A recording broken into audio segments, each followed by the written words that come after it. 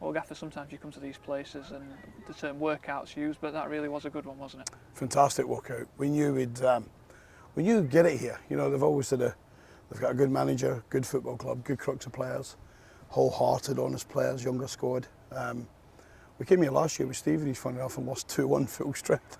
And but I can remember saying to our players, we'll go places in League One that'll be easier to win it than going there. So it was always designed for that. I watched Doncaster here for 70 minutes on Tuesday, and I was gobsmacked when I seen a final score of 4-0 to Donny when Stamford better team, certainly up until I left, by far. But it's always about goals and results and wins. I thought we had good spells and poor spells in the game, and typical second game really for the players in pre-season, and 90 minutes for all of them, which was the plan. Being the kind of manager you are, you mentioned winning there. Do you like to try and get that mindset in early games like this? Are good for that? Well, I think Paul went hard to go to half-time. I think Paul reminded them that we have a DNA at Rotherham United that says winning can become a habit, or losing can become a habit, and we all know what the last 18 months has been for the football club. But winning's become a habit. You know, we've gone up to Scotland and dealt with Cove, and could have been a lot more, as you know. You watched it.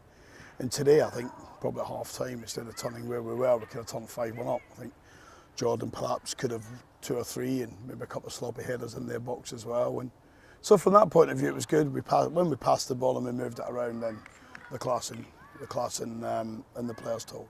You mentioned passing the ball, moving it around. Are you starting to see some of those patterns of play coming in game 3 of pre-season? Some of them, a lot more to come. We just said that to the players. Some frustrating, some really good bits, and then you look for repetition that falls down. And that comes from, we got probably 3/4 of the group doesn't know each other. You know, a young striker plays tonight, doesn't know anybody's name. He arrived in the training ground yesterday, tea time, or yesterday afternoon. So from that point of view, there's many pluses. But our job, as I said to the players, is to focus on what we need to improve on. And we've got 3 weeks to do that. 3 weeks doesn't sound a long time.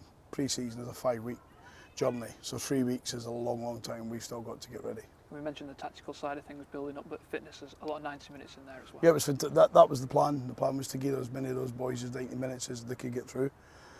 And you've probably seen the last 20 minutes, there was players running on empty. The Rathbones and the Pearls, they were running on empty, but they kept running. And we kept the desire, and there's always a temptation when we've got a youthful bench to change it. But tomorrow, those same players that are here tonight will be in nice and early. We'll all be in tomorrow morning early, and these will recover and have a recovery session, and then we'll jump on the coach and go down to Spalding with the other group. Everyone at home's reading the name Trialist, scoring 2 goals. We'll talk about that. He's done all right tonight. Can you tell us a bit more about him? Yeah, he's done all right. He's the attacking midfield player that's got good experience in the EFL. We probably need to see a little bit more, considering who we've got in the building, who we've not seen yet. We'll see tomorrow some of them. But he certainly ticked a box rather than crossed the box, isn't he? So from that point of view, I thought his first finish was tremendous. He sticks it right in the far corner, and no goalkeeper in the world saves it. And you gave us the quote yesterday on young Asapa. He kind of lived up to that today, didn't he? A stretch play, and he'll run for you.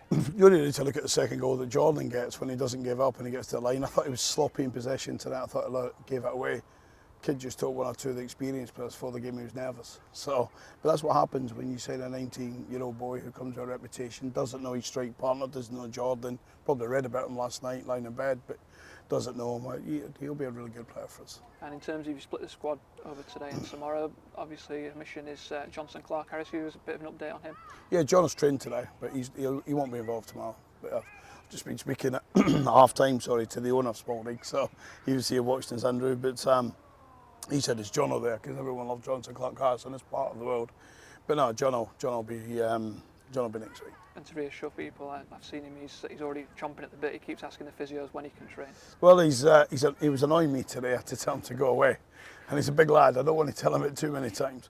And the same with Sean McWilliams. We've all seen Sean, little niggly groin, and the medical staff are saying we're almost there. Almost there is not there. That's what I keep reminding them. We cannot go down the roads we've been down in previous years, particularly last season, where the medical staff were getting instructed to put players on the pitch. I'm not naming managers or coaches here, but you can't do it these days. I think when they're feeling things, you need to remove them, and we'd always go with 100% fit players and players that are not fit. So the answer with these two is, yeah, the fans will see them soon. And a final one, a precursor for tomorrow, the same design as tonight. Is it plenty of 90 minutes into everyone again? Yeah, I think that's the plan. I think obviously if people get knocks and niggles, I start to feel like really fatigued that they're going to strain. The message to the players, you probably heard, is with 20 minutes to go was to save energy and pass the ball, and then Rathbone wants to run 90 yards with it and no pass it, and you're thinking, Ollie, what are you doing? Then he can't walk. But it's the boys will get tremendous, I mean really tremendous benefit from this. They'll have a nice flush and cool down tomorrow, so they're in, and then we'll go on the coach, and so long 2 days for all the staff. But hey, listen, we can have no complaints about working for Rotherham United and what we have to do to earn our livings.